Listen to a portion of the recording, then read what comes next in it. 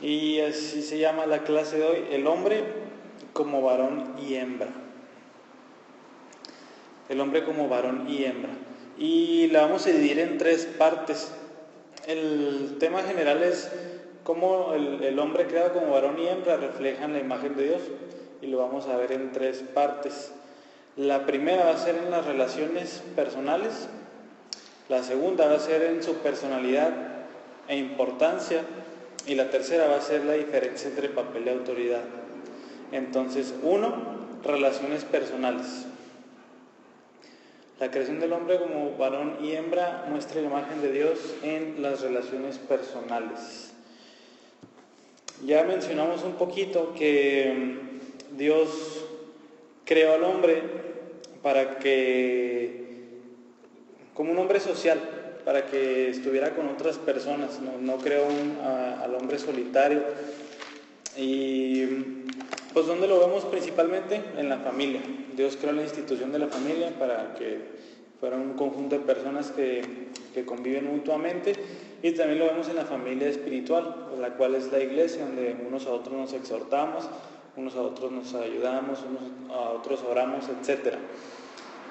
Pero la relación más íntima que ha creado Dios para el ser humano es el matrimonio, donde es tan íntima que en Génesis 2:24 dice: por tanto el hombre dejará a su padre y a su madre y se unirá a su mujer y serán una sola carne. Entonces es tan íntima que llegan a ser una sola carne, que llegan a unirse de esa manera. Entonces no es una unión meramente física el matrimonio, sino que va más allá. Es una relación que implica emociones, implica pues las cosas espirituales también. Hay muchos pasajes que reflejan pues la relación del matrimonio. Tengo varios y la mayoría los voy a leer a lo largo de la clase, así que nada más voy a leerles ahorita aquellos que ya no vamos a volver a ver. El primero es Mateo 19:6, donde confrontan al Señor Jesús preguntándole sobre el divorcio, y dice en el verso 5 y el 6, dice: por esta razón el hombre dejará a su padre y a su madre y se unirá a su mujer, y los dos serán una sola carne. ¿Qué cito ahí? Génesis 2:24, que ahorita leímos. Y enseguida dice: así que ya no son dos, sino una sola carne. Por tanto, lo que ha unido Dios, ningún hombre lo separe.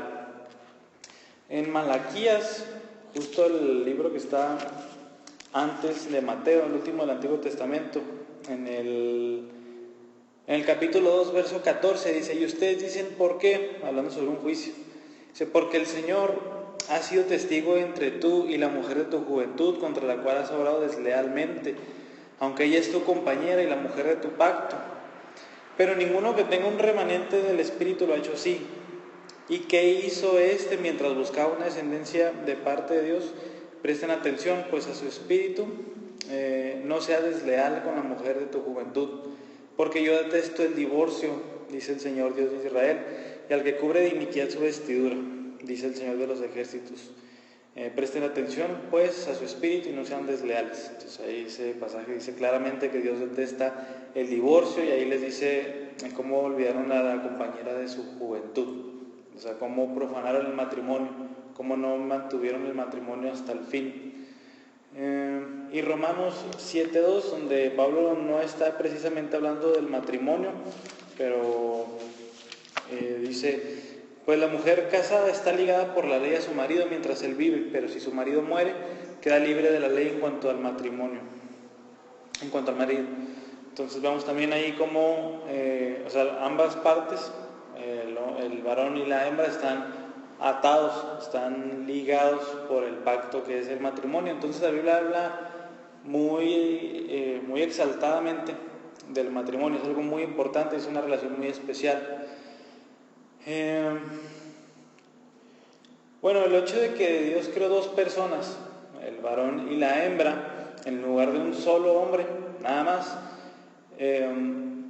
muestra algo de la imagen de Dios. ¿En qué sentido? En que llegan a ser una sola carne, pero son dos personas. Así como Dios es un solo ser, y es ¿cuántas personas?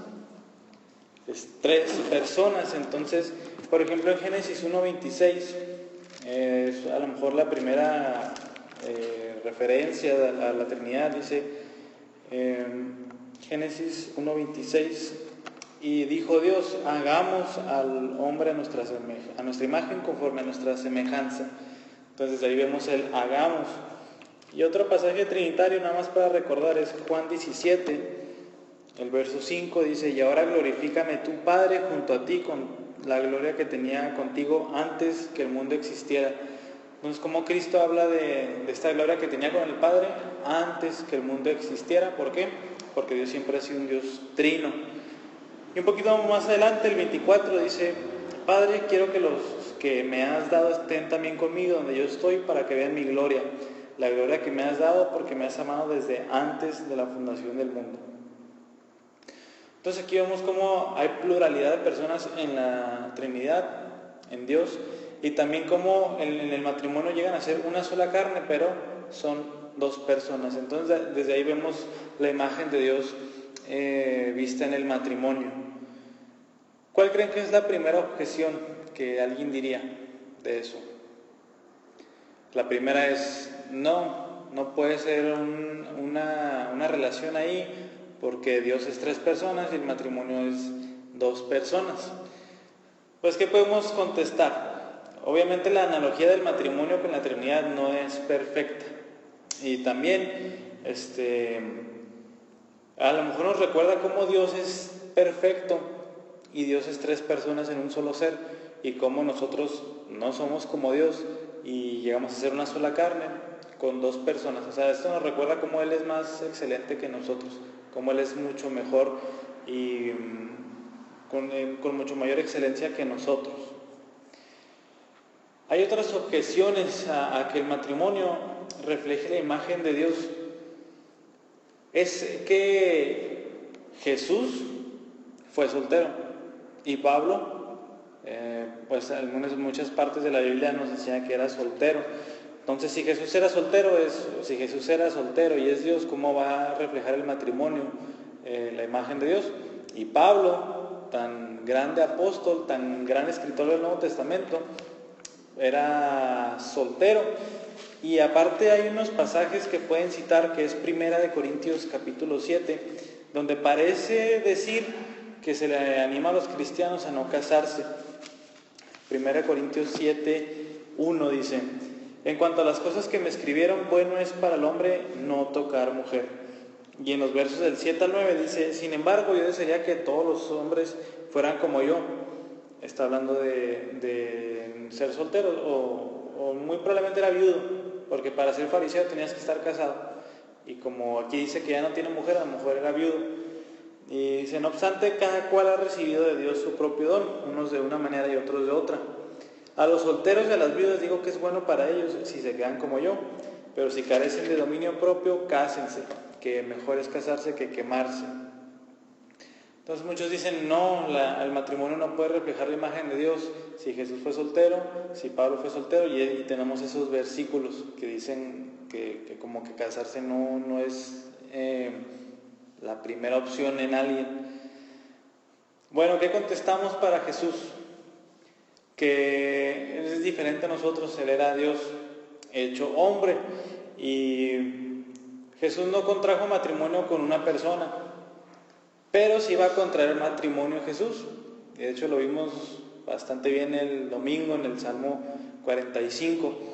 Y sí va a casarse Jesús, sí va a tener unas bodas, y es no con una persona, sino que es con muchas, que es la iglesia. Ahí Efesios 5, del 22 al 32 dice: las mujeres estén sometidas a sus propios maridos como al Señor, porque el marido es cabeza de la mujer, así como Cristo es cabeza de la iglesia, siendo él mismo el salvador del cuerpo. Pero así como la iglesia está sujeta a Cristo, también las mujeres deben estarlo a sus maridos en todo. Y así continúa. Ahorita vamos a volver a retomar este pasaje, pero esa es la situación en Cristo. Si nos devolvemos a 1 Corintios 7 para ver qué estaba realmente diciendo Pablo en todo ese capítulo, Vamos a ver que Pablo no dice que casarse es malo. Podemos leer, por ejemplo, el verso 28, donde dice: y si te casas no has pecado, y si una virgen se casa no ha pecado. Sin embargo, ellos tendrán problemas en esta vida y yo quiero evitárselos. Y en el 36 dice: y si alguien cree que no está obrando correctamente con respecto a su hija virgen, si ella es de edad madura y si es necesario que así se haga, que haga lo que quiera, no peca, que se case. Entonces vemos claramente que no es pecado ni no tiene nada de malo casarse. Lo que hace Pablo es decir que el renunciar al matrimonio es una muy buena causa para el extendimiento de la obra de Dios. Verso 29 dice: por esto digo, hermanos, el tiempo ha sido acortado, de modo que de ahora en adelante los que tienen mujer sean como si no la tuvieran. Y el verso 31 dice: los que aprovechan del mundo como si no lo aprovecharan plenamente, porque la apariencia de este mundo es pasajera. Entonces está diciendo, el tiempo es corto aquí y en cualquier momento viene Cristo, así que si alguien puede evitar el matrimonio, que lo eviten. Dice, es un don el no tener que casarse, y lo puede usar pues para el Señor, para dedicar todo ese tiempo al Señor, porque ahorita leímos cómo pues contraer matrimonio a ambas partes pues tienen que enfocarse en esa persona, y les quita tiempo que usarían para el Señor de una manera especial. Entonces, claro que no está mal casarse, y entonces así respondemos esa objeción. Eso es en cuanto a las relaciones personales. Enseguida vamos a ver que la creación del hombre como varón y hembra refleja la imagen de Dios en igualdad, en personalidad e importancia. Igualdad en personalidad e importancia. Aquí estamos recordando bastante de lo que vimos en la clase de la Trinidad, porque en la clase de la Trinidad vimos que hay tres personas en la Trinidad: es el Padre, el Hijo y el Espíritu Santo, y vimos claramente que son iguales en importancia, son iguales en personalidad, son iguales en poder, son iguales en divinidad, son iguales en todo, pero hay una diferencia en que en sus funciones nada más, pero en cuanto a su valor, por ejemplo, en cuanto a su importancia, son idénticos. Y asimismo, cuando Dios crea al hombre como varón y hembra, son totalmente iguales en importancia, son totalmente iguales en personalidad, son totalmente iguales en dignidad. Ninguno es mayor que otro en ese sentido. Génesis 1:27 dice: Dios creó al hombre a imagen suya, a imagen de Dios lo creó, varón y hembra los creó. Ahí no hay diferencia. Se creó al hombre como varón y hembra, iguales, no hay diferencia alguna. Y también en Génesis 5:1 y 2, que fue como el pasaje central de la clase pasada, dice: este es el libro de las generaciones de Adán, el día que Dios creó al hombre, a semejanza de Dios lo hizo. Dice, varón y hembra los creó. Al hombre, vimos que así se le llama a la raza humana, los creó como varón y como hembra. Los bendijo y los llamó Adán el día en que fueron creados, los llamó hombre a todos. Entonces, si somos iguales en cuanto a la imagen de Dios, o sea, es lo que vamos a concluir, que tanto hombres como mujeres son igualmente importantes y tienen el mismo valor delante de Dios. Ninguno tiene mayor valor que otro. Es por eso que todo esto nos debe de sacar todo sentimiento de orgullo o de inferioridad y cualquier idea que nuestro sexo es mejor o que nuestro sexo es peor. Particularmente en muchas culturas y religiones no cristianas vemos principalmente una disminución del valor de la mujer muy grande.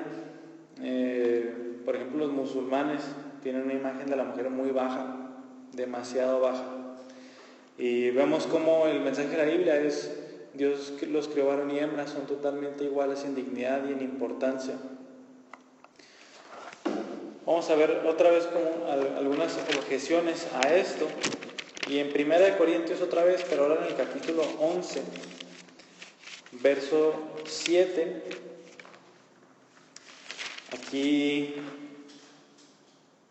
Muchos dicen que es un ataque contra la mujer. Dicen, pues el hombre no debe cubrirse la cabeza, ya que él es la imagen y gloria de Dios, pero la mujer es la gloria del hombre. Aquí dicen, bueno, entonces la mujer no fue creada imagen de Dios. Ahorita acabamos a leer en Génesis que sí. Todo el contexto de 1 Corintios 11, del 2 al 16, está hablando sobre las diferencias que debe haber entre un hombre y una mujer. Ahorita vamos a tomar un poquito más eso, de cómo se deben de vestir y cómo deben actuar en la congregación. Sí hay diferencias en cómo deben de actuar, pero no hay diferencia en su valor. Es por eso que tenemos que leer todo el pasaje completo. Si quieren un pasaje donde la Biblia habla muy elevado de la mujer, a lo mejor luego les va a venir a la mente Proverbios 31. En el verso 10 dice, mujer hacendosa, ¿quién la hallará? Su valor supera en mucho al de las joyas. Y vaya que las joyas son valiosas desde siempre, desde que el escritor de este proverbio lo escribió. Dice el verso 28 al 30, dice, sus hijos se levantan y la llaman bienaventurada. Dice, también su marido y la alaba diciendo, muchas mujeres han obrado con nobleza, pero tú las superas a todas. Engañosa es la gracia y vana la belleza, pero la mujer que teme al Señor, esa será alabada. Entonces aquí vemos como la Biblia habla muy elevado sobre una mujer piadosa, sobre una mujer que ama a Dios. Primera de Pedro 3:7 también, para verlo cómo la Biblia trata a la mujer realmente. Dice, ustedes maridos igualmente convivan de manera comprensiva con sus mujeres, como con un vaso más frágil, puesto que es mujer, dándole honor por ser heredera como ustedes de la gracia de la vida, para que sus oraciones no sean estorbadas. Entonces vemos la gran responsabilidad que tiene el hombre de cuidar a la mujer. Dice, pues ellas son herederas del reino así como ustedes, pero no tienen por qué tratarla diferente.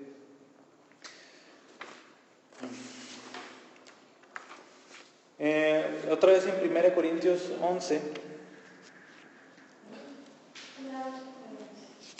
1 Corintios 11, del 11 al 12, dice, sin embargo en el Señor ni la mujer es independiente del hombre, ni el hombre independiente de la mujer, porque así como la mujer procede del hombre, también el hombre nace de la mujer y todas las cosas proceden de Dios. Se fijan aquí, dice cómo depende el hombre de la mujer y la mujer del hombre. Son iguales, ambos se necesitan, no hay diferencia alguna entre ellos. También hablando del nuevo pacto, del Nuevo Testamento, de lo que viene a ser Cristo, también viene mucho énfasis en cómo tanto mujeres y hombres participan de todas las bendiciones.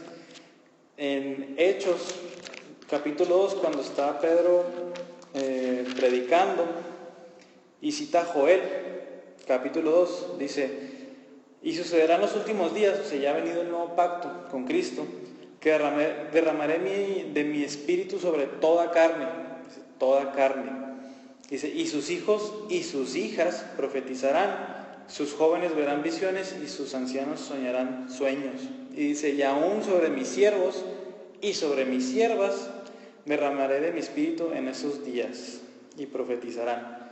Se fijan ahí, otra vez hacen énfasis en mis hijos y mis hijas, mis siervos y mis siervas. Entonces, y es una enseñanza que vemos en el Nuevo Testamento, como todos los dones y todo lo que Dios nos da para su obra, en ningún pasaje dice que está restringido, por ejemplo, un sexo, al hombre nada más o a la mujer nada más, sino que en 1 Corintios 12 y en 1 Pedro 4:10 dice que está todos, cada uno recibe el don como el Espíritu le place, pero está hablando de cada uno, de todos. Un pasaje así bien definitivo para ver cómo ya en la obra de Cristo no hay diferencia alguna. En Gálatas 3, 27 y 28 dice, porque todos los que fueron bautizados en Cristo, de Cristo se han revestido. Dice, no hay judío ni griego, no hay esclavo ni libre, no hay hombre ni mujer, porque todos son uno en Cristo Jesús. Entonces, como ya en la obra de Cristo no hay diferencia alguna, o sea, no hay por qué tratarse de una manera diferente. Entonces vemos ahí otra vez bien claro cómo la imagen de Dios se ve en la creación del varón y de la hembra, ¿cómo? En igualdad de importancia. Y pasamos a la última, que ya es donde se pone ahí un poco pues, más difícil o un poquito más para entenderlo, que es la diferencia en funciones. Pero otra vez, el título de esto es la creación del hombre y de la mujer. Refleja la imagen de Dios y vamos a ver en la diferencia de funciones. Aunque tengamos diferentes funciones, seguimos reflejando la imagen de Dios. Y aquí vamos a ver varios puntos. El primero es las relaciones entre la Trinidad y el varón como la cabeza del matrimonio. Entonces vamos a recordar otra vez, en la Trinidad hay igualdad de importancia entre las tres personas. El Hijo no es menor que el Padre, el Espíritu Santo no es mayor que el Padre. Las tres personas son iguales en deidad, son iguales en importancia, son iguales en todo, menos en funciones. Y si es así en la Trinidad, también lo debemos de esperar, ¿dónde? En el matrimonio. Somos iguales en importancia, iguales en dignidad, pero tenemos funciones diferentes. Ahorita leíamos 1 Corintios 11:3, cómo a la mujer se le ordena hacer una cosa diferente al hombre. Entonces, otra vez igual, así como el Padre tiene autoridad sobre el Hijo y no es mayor que Él en dignidad ni en importancia, así también es en el matrimonio. Otra vez les voy a recordar 1 Corintios 11, del 2 al 16, donde parece haber como una disminución de la mujer. No, Pablo simplemente está diciendo que cómo deben de vestirse apropiadamente tanto mujeres como hombres en el servicio. ¿Por qué? Porque hay una diferencia entre el hombre y la mujer y quiere que permanezca. O sea, no quiere que todos nos vistamos igual o que todos de repente ya no nos reconozcamos como mujer y hombre. Dicen, no, la mujer debe vestirse de esta manera para ver que es mujer. De hecho, es donde dice el cabello largo. Para distinguirse entre el hombre y la mujer, y otras cosas también vienen para el hombre. ¿Para qué? Para distinguirse. Número 2, la distinción de funciones antes de la caída. Antes de que pecaran había distinción de funciones. Va a ser bien importante ver este punto, porque muchos creen que la diferencia entre funciones es un resultado de la caída, o sea, es un resultado del pecado. Las diferencias entre el hombre y la mujer son un resultado del pecado, pero vamos a demostrar que no es así. Las diferencias entre el hombre y la mujer vienen antes de la caída. Primer punto, Adán fue creado primero que Eva. Parece algo arbitrario, pero no lo es. En Génesis 2:7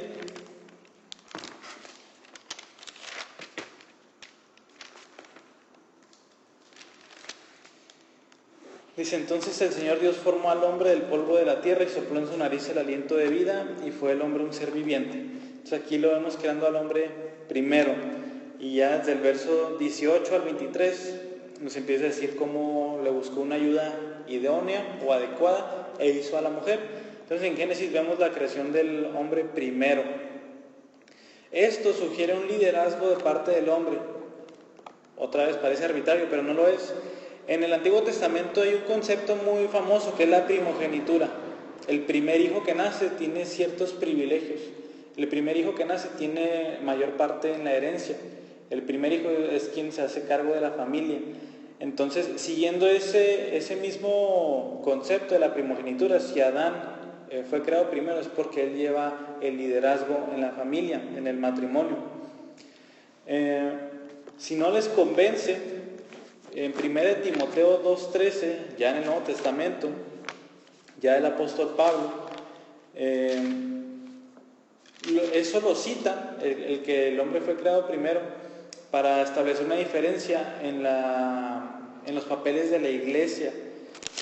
1 Timoteo 2:13. Dije primera. Sí, 1 Timoteo 2:13 dice: así dice tal cual, porque Adán fue creado primero, después y después Eva. Y otra vez eso está hablando, ese pasaje del 9 al 15 está hablando de las diferencias en la iglesia entre el hombre y la mujer, y está hablando de liderazgo en la iglesia desde el hombre, no de la mujer. ¿Y por qué dice Pablo ahí? Porque Adán fue creado primero, después Eva. Entonces, otra vez, el primer punto es, Adán fue creado primero antes que Eva, y por eso sugiere una diferencia en las funciones. 2, Eva fue hecha como ayuda idónea o adecuada para Adán. Eso la Biblia lo deja muy claro, no dice que Adán fue creado para Eva, dice que Eva fue creada para Adán. Génesis 2, 18. Dice, entonces el Señor Dios dijo, no es bueno que el hombre esté solo, le haré una ayuda idónea o una ayuda adecuada. Otra vez, en base a eso, Pablo en 1 Corintios 11:9 lo ve como una base para establecer una diferencia en funciones entre el hombre y la mujer. La palabra ahí para ayuda, en el hebreo en el que está escrito Génesis, sugiere un acto inferior. O sea, alguien tiene una responsabilidad y viene otra persona a ayudarle. Esa persona que le ayuda no es el que está a cargo. Quien está a cargo es otra persona, pero la otra persona viene a ayudarle, viene a auxiliarlo en eso, pero no es el de la responsabilidad. Entonces Eva fue creada para Adán. Y otra vez, eso fue antes de la caída. Estamos hablando todo antes del pecado. Tercer punto, Adán le puso nombre a Eva. En Génesis 2, del 19 al 20, dice, y el Señor Dios formó en la tierra todo animal del campo y toda ave del cielo, y los trajo al hombre para ver cómo los llamaría. Como el hombre llamó a cada ser viviente, ese fue su nombre. Y dice, el hombre puso nombre a todo ganado y a las aves del cielo y a todo animal del campo, pero para Adán no se encontró una ayuda que fuera adecuada para él. Aquí dice cómo Adán le puso nombre a los animales. Y si se acuerdan, en Génesis 1:26 dice que el hombre iba a gobernar sobre la creación, sobre los seres vivos. Y aquí vemos a Adán poniéndoles un nombre. Entonces eso sugiere una especie de autoridad, una especie de liderazgo otra vez. Esto lo vemos mucho en el Antiguo Testamento, cuando Dios le cambia el nombre a muchas personas. Vamos a recordar los más famosos, que es Abraham y Sara. Era Abraham, se lo cambia a Abraham, y era Sarai, se lo cambia a Sara. Eso también vuelve a sugerir que Dios es quien tiene la autoridad sobre ellos, le voy a cambiar el nombre. Entonces Adán también le puso nombre a los animales, tiene autoridad sobre ellos. Y en Génesis 2:23 dice, y el hombre dijo, esta es ahora hueso de mis huesos y carne de mi carne, ella será llamada mujer, porque del hombre fue tomada. Entonces ahí vemos como el hombre, Adán, le puso nombre a Eva, le puso mujer. De hecho, eso es cierto antes y después de la caída. Este pasaje que les acabo de leer es antes de la caída. Y después de la caída, en Génesis 3:20 dice, el hombre le puso por nombre Eva a su mujer, porque ella era la madre de todos los vivientes. Entonces, otra vez, la diferencia ahí entre funciones sigue siendo antes de la caída. Cuarto punto, Dios no nombró la raza humana mujer, sino la llamó hombre. Eso fue como el tema de la clase pasada, cómo Dios decidió llamarle hombre a toda la raza humana. Y volvemos a leer el versículo, dice Génesis 5:2, varón y hembra los creó, los bendijo y los llamó ¿cómo? Adán. ¿Qué significa? Hombre, el día en que fueron creados. Entonces, esto también vimos una cuestión teológica en esto, que es importante llamarle a la raza humana hombre, porque así Dios lo llamó. Y la cuestión teológica es que el hombre es la cabeza, que el hombre es el de liderazgo, que el hombre es el responsable ahí. Quinto punto, ¿a quién se acercó la serpiente primero? La serpiente primero se acercó a Eva. En Génesis 3:1 dice, la serpiente era más astuta que cualquiera de los animales del campo que el Señor Dios había hecho, y dijo a la mujer, con que Dios les ha dicho no comerán de ningún árbol del huerto. Entonces vemos cómo la tentación por parte de Satanás, de la serpiente, entró a Eva. ¿Por qué es importante esto? Parece ser que desde ahí Satanás quería imponer como un cambio de roles. Ahí quería meter confusión, quería cambiar los papeles que Dios había establecido, acercándose primero a Eva. Esto va a ser el siguiente punto, pero contrasta mucho cómo Dios trató al hombre y la mujer ahí. Antes, vemos en Génesis 2 cómo se acercó primero Dios a Adán y le habló a él. Y después de la caída, se acercó primero a Adán, pero eso lo vamos a ver ahorita. Otra vez en primera de Timoteo 2:14, es un versículo después del que vimos ahorita, cuando Pablo está nombrando las diferencias en funciones en la iglesia. Dice, voy a leer el otro que ya leí, dice, porque Adán fue creado primero, después Eva. Y dice, y Adán no fue el engañado, sino que la mujer, siendo engañada completamente, cayó en transgresión. Entonces otra vez, por eso Pablo lo ve como un punto para establecer esas diferencias. Entonces ahí vemos cómo Satanás estaba tratando de destruir como la organización o el plan que tenía Dios para el hombre y para la mujer, acercándose primero a Eva. Y para entender ese punto mejor, vamos a ver esto. El siguiente es que Dios le habló a Adán primero, después de la caída. O sea, cuando se acercó Satanás a Eva, la tentó y Eva cayó. Eva fue la primera que pecó y después pecó Adán.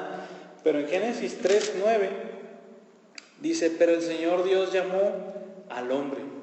No le habló primero a Eva, aunque fue la primera que pecó. Dice, pero el Señor llamó al hombre y le dijo, ¿dónde estás? Entonces ahí, ¿a quién le está pidiendo Dios cuentas? Le está pidiendo cuentas al hombre. Aunque la mujer fue la primera que pecó, Dios no se acercó a ella primero. Dios se acercó primero a Adán. Le dijo, ¿dónde estás? ¿Qué has hecho? ¿Qué fue lo que pasó? Tú dame cuentas. Tú me tienes que decir qué sucedió. Y eso otra vez sugiere que Él es el líder de la familia. Él es el responsable de lo que pasó. Él fue el responsable de que a lo mejor no estaba cuidando a Eva. A lo mejor descuidó ese momento. Y el único responsable ahí, mayormente, claro que Eva fue responsable, pero el responsable últimamente es Adán, porque él era el líder del matrimonio, era el líder de la familia. ¿Sí? Pero decías que Dios creó al hombre, o sea, le puso hombre, tanto a hombre y mujer, ¿no? Uh-huh. Entonces, ¿por qué da por hecho de que el hombre es Adán? Dice, vamos a leerlo todo para que quede claro. Dice, pero el Señor llamó al hombre y le dijo, ¿dónde estás? Y él le respondió, te oí en el huerto, tuve miedo porque estaba desnudo y me escondí. ¿Quién te ha hecho saber que estabas desnudo? Le preguntó Dios. ¿Has comido el árbol del cual yo te mandé que no comieras? Dice, el hombre respondió, la mujer que tú me diste por compañera me dio del árbol y yo comí. O sea, ahí Adán se escuda en la mujer. Dice, no, la mujer que tú me diste fue la que me hizo comer. Pero sí, fue ahí, él está dando cuentas a Adán. Y después viene lo que le dice Dios a Eva por separado. Pero es buena pregunta.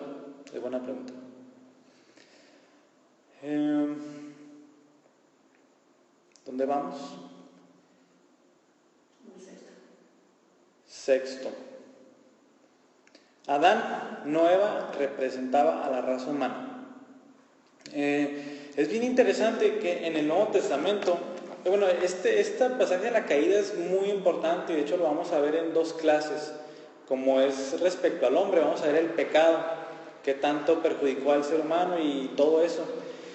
Y en el Nuevo Testamento se menciona mucho que cargamos esa maldición desde Adán y Eva, la cargamos hasta ahorita.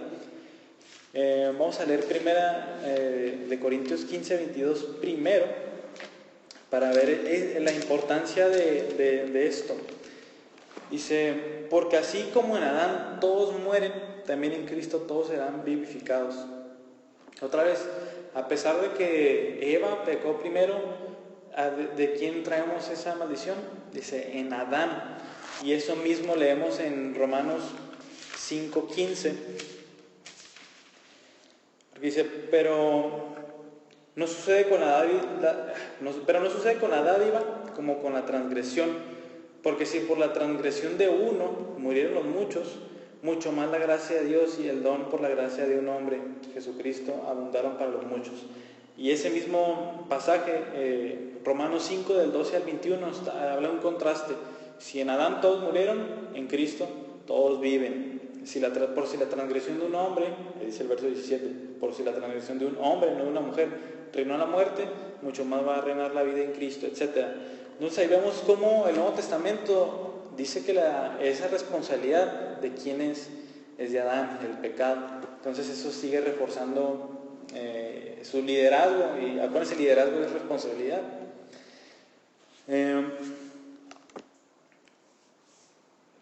Ahora sí, vamos a enfocarnos al mero punto. La maldición después de la caída no causó una distorsión en las funciones,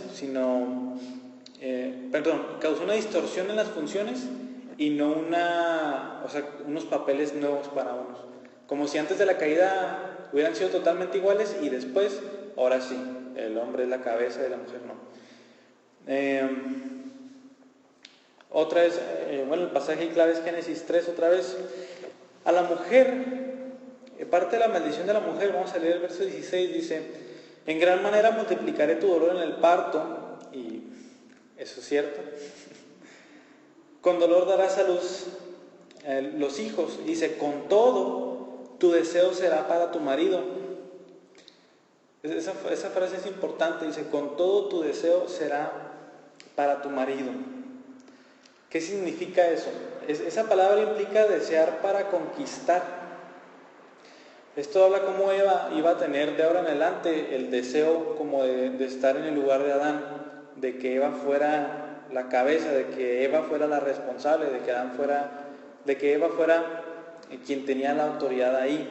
Eso significa. Y, desde ahora en adelante la mujer va a ser quien por el pecado trate de quitar al hombre de su responsabilidad. Esa es una distorsión en los papeles. No debe ser así, pero después del pecado la mujer tiene esa inclinación, podríamos decir natural, porque viene desde ahí. ¿Y al hombre qué le pasó? Y dice, y él tendrá dominio sobre ti. Esa no es como si fuera el nuevo papel, porque él tendrá dominio sobre ti. La palabra ese dominio implica como un gobierno monárquico, un gobierno no como una autoridad en la familia, sino como opresión, como si ya no tuviera participación la mujer ahí, como él te va a dominar, él te va a gobernar monárquicamente, feamente, dictatorialmente es una buena palabra. Otra vez, eso no es un nuevo papel, sino es una distorsión del liderazgo del hombre. Y entonces de ahora en adelante, Adán y todos los hombres tenemos esa inclinación, desgraciadamente, de tratar con severidad a la mujer. Y otra vez es el pecado. No es que desde ahí, ahora sí el hombre está en liderazgo, sino que por el pecado el hombre tendrá esa inclinación a dominar dictatorialmente o como un monarca, así sin la opinión de la mujer. ¿Sí queda claro eso? No es que desde ahí pasó o tuvieron esos papeles. Los papeles siempre han estado, y creo que ya lo demostramos muy bien antes de la caída, pero después vienen esa distorsión en los papeles de la mujer de tratar de socavar el liderazgo, y del hombre de gobernar de una manera pecaminosa, una manera que no le agrada a Dios. Pero nos vamos a las buenas noticias, y que es la redención en Cristo reafirma otra vez el orden que debe de ser. O sea, si todo esto es cierto, todo lo que acabamos de decir es cierto, así son los papeles, y hubo una distorsión de ellos en la caída, esperamos que en el Nuevo Testamento haya como que se restauren, que vuelvan a ser el plan original de Dios. Y sí lo encontramos en muchos pasajes. Vamos a leer primero Colosenses, capítulo 3, versos 18 y 19. Dice, Mujeres, estén sujetas a sus maridos, como conviene al Señor. Si fijan ahí, dice, estén sujetas a Él, o sea, estén bajo su liderazgo. Y enseguida dice, maridos, amen a sus mujeres y no sean ásperos con ellas. Que si les recuerda esto a Génesis 3 otra vez, o sea, no tengan un dominio monárquico, ámenlas y no sean ásperos con ellas. Efesios, ahorita lo leímos, Efesios 5, como dice, mujeres estén sometidas a sus maridos, maridos amen otra vez a sus mujeres, etc. En Tito, capítulo 2, verso 5, dice, bueno, aquí está hablando como de las ancianas, de las mujeres más grandes en la iglesia, cómo deben de ayudar a las más jóvenes. Dice que les enseñan a ser prudentes, puras, hacendosas en el hogar, amables, sujetas a sus maridos para que la palabra de Dios no sea blasfemada. Y 1 Pedro 3, que ese sí vamos a leerlo todo. 1 Pedro 3, versos del 1 al 7. Dice, asimismo ustedes, mujeres, estén sujetas a sus maridos, de modo que si alguno de ellos son desobedientes a la palabra, puedan ser ganados sin palabra alguna por la conducta de sus mujeres, al observar ellos su conducta casta y respetuosa. Que el adorno de ustedes no sea el externo, peinados ostentosos, joyas de oro, vestidos lujosos, sino que sea lo que procede del íntimo del corazón, con el adorno incorruptible de un espíritu tierno y sereno, lo cual es precioso delante de Dios. Porque así también se adornaban en otro tiempo las santas mujeres que esperaban en Dios, estando sujetas a sus maridos. Así obedeció Sara a Abraham, llamándolo Señor, y ustedes han llegado a ser hijas de ella, si hacen el bien y no tienen miedo de nada que pueda aterrorizarlas. Eso es en cuanto a la mujer. ¿Qué dice en cuanto al hombre? Ustedes, maridos, igualmente convivan de manera comprensiva, otra vez, no dictatorialmente, con sus mujeres como un vaso más frágil, puesto que es mujer, dándole honor por ser heredera como ustedes de la gracia de la vida, para que sus oraciones no sean estorbadas. Todos estos versículos prueban nuestro punto. Si nada más después de la caída el hombre fue la cabeza, si nada más después de la caída la mujer se tenía que someter al esposo, en el Nuevo Testamento aquí vamos a ver que eso era ¿qué? Pecado, que eso era que estaba mal. Pero ¿qué encontramos aquí? Pasaje tras pasaje, mujeres, sométanse a sus maridos, maridos, amen a sus mujeres, ellas son un vaso más frágil, etc. Entonces vemos cómo el Nuevo Testamento también confirma que estas diferencias de funciones no son pecaminosas, sino son el plan de Dios, pero el Nuevo Testamento nos dice claramente cómo se deben de llevar. Para finalizar, una aplicación práctica para el matrimonio. O sea, cuando un esposo se empieza a comportar de manera egoísta, dura, dominante o abusiva, otra vez es parte del pecado. Es la naturaleza pecaminosa que tiene el hombre y esa inclinación a hacerlo, y lo leímos, él te dominará. Cuando una esposa se muestra rebelde o resentida por la posición de liderazgo del marido y no de ella, o cuando compiten por ese liderazgo, otra vez es el resultado del pecado. Otra vez Génesis 3, donde dice, tendrás tu deseo sobre él, de querer conquistarlo. Pero estas dos cosas que acabo de mencionar son de una manera agresiva, pero hay otros dos errores que son de manera pasiva o como perezosa. Por ejemplo, para el esposo, el otro extremo de ser un tirano, ¿cuál es? De ser una persona completamente pasiva, que no toma la iniciativa en la familia. Un esposo que no se hace cargo de la familia, un esposo que le deja toda la responsabilidad a la mujer. Eso también está mal. Él es el líder, él es quien debe estar ahí a cargo, él es el responsable. Si Dios le va a pedir cuentas a alguien por la familia, es al hombre, no va a ser a la mujer. Entonces eso también es un error por parte del hombre. Y si por la parte de la esposa, un error es el querer, ¿cuál fue la palabra que sé?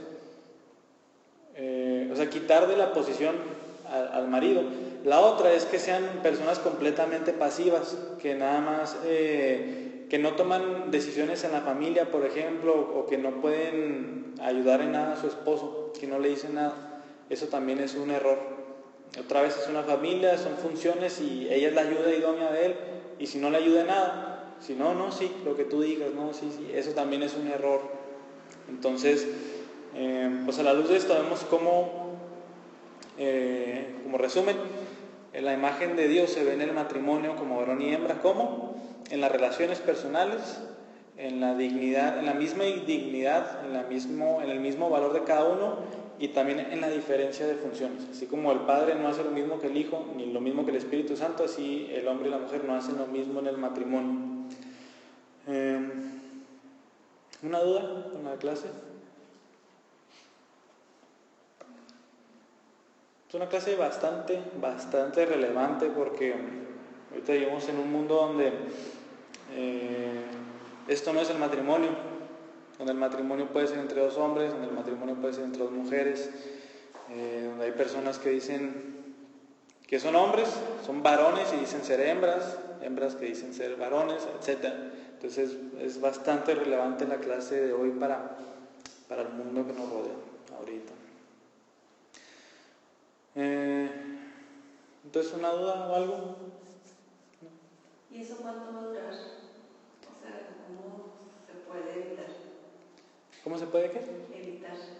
¿Qué? Pues que los hombres se sean unidos, o que el hombre ataque a la mujer, o que la mujer se sumisa, o que quiera ser autoritaria. Pues es parte de la redención en Cristo. O sea, eso todos los traemos naturalmente. O sea, cada quien mostrándose a Cristo, ¿cómo se va a ir haciendo? Sí, por ejemplo, si yo creo en Cristo, parte de los pecados que debo de confesar son esos. En mi matrimonio no he sido así, he fallado al plan que tú tienes, eso es pecado. ¿Y cómo lo restablezco? Ahí están las lecturas, otra vez, leyendo la palabra, dice, marido, haz esto, dice, mujer, haz esto. Y como es palabra de Dios, pues el creyente ya lo obedece. Y no lo obedece a fuerza, lo obedece ya por gusto. Entonces es nada más así como por ejemplo, ahí estamos hablando de un matrimonio ya formado antes, así. Y cuando uno se convierte y el otro no, ahorita leímos en Pedro como por la conducta de uno, a lo mejor el otro puede llegar a conocer lo mismo. Y otra vez es interesante eso, o sea, compórtate como debe ser el plan, y tu cónyuge va a ver tu cambio, él va a ver eso, y eso le puede ayudar mucho a venir a la fe. Y para los que no estamos casados, esto pues lo tenemos que aplicar desde ahorita, para evitar muchas de las cosas que vienen después en el matrimonio. Pero sí, gracias a Dios que Cristo restablece también el plan del hombre y el plan de la mujer. ¿Otra? ¿No? Si no, pues vamos a cerrar la clase. Estamos despedidos. Bueno, Señor, gracias porque pues, nos has creado como varones y como hembras. Ayúdanos a estar agradecidos con el sexo que nos has dado. Ayúdanos a no sentir ni orgullo ni a sentirnos inferiores al otro. Y te damos gracias porque si me has creado de alguna manera es porque así te plació y es porque es tu plan para mí. Gracias porque pues solamente en Cristo se encuentra la restauración de tu plan verdadero, de lo que debe hacer el hombre, de su liderazgo, de su responsabilidad tan importante, porque a los hombres tú les pedirás cuentas, Señor, del matrimonio y de la familia, y también te pido que pues, todas las mujeres puedan someterse a su marido, pero de una manera bíblica otra vez. Y pues ayúdanos, Señor, a los que comprendemos esto a asumir nuestro papel sin caer nunca en el pecado. Y te damos gracias porque pues a pesar de que las consecuencias fueron grandes después de la caída, gracias a Dios que tú has mandado a Cristo para restablecer todo eso y pues para que podamos vivir de una manera en paz, armoniosa, conforme a lo que tú has establecido. Te damos gracias otra vez. Amén.